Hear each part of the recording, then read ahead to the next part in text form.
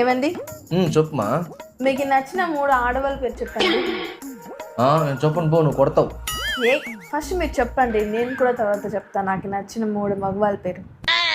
సరే, ఫస్ట్ మన పక్కనింటి సరోజ. నెంబర్ 2 వెనకాల ఇంటి కావ్య అంటే కూడా ఇష్టం బా. దాని తర్వాత ఫైనల్గా మీ అమ్మోళ్ళ ఇంటి ఎదురుగా ఉంది అమ్మాయి పేరు ఏదో ఉంది కదబ్బా,